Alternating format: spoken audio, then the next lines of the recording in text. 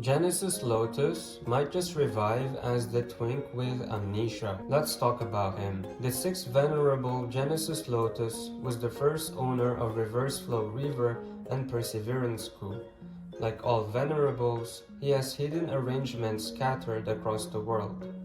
In chapter 1516, he planted an immortal goo house called Divine Being Palace in Western Desert, and centuries later, when Spectral Soul wiped out the King clan, their hatred built up in that same spot for generations until it gave birth to King Chu, a legendary soul beast that directly absorbed some of Karma Divine Tree's own power, obsessed with revenge against Spectral Soul. Genesis Lotus did not interact directly, but instead planted a seed in advance and let it grow. We know that in chapter 2302, Genesis Lotus Wheel said that he left behind a self-portrait from which he can revive, but he has no idea where this self-portrait is. This is where Wang Xiao comes in. He first shows up in chapter 2092, an ordinary shepherd whose entire family and mountain get wiped out as collateral damage in a battle chasing Fang Yuan. He should have normally perished with them. Instead, he survives with zero explanation, wakes up with total amnesia, and somehow blocks a rank 5 attack in his sleep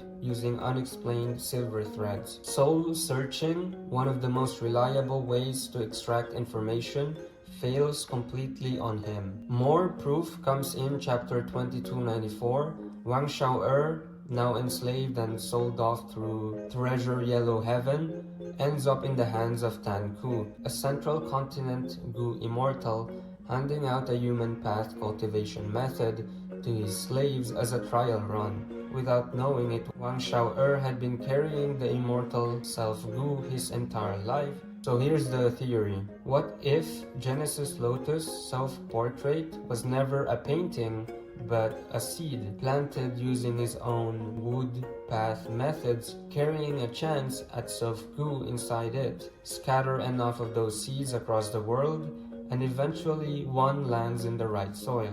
Wang Xiao is just the one seed out of who knows how many that happened to sprout.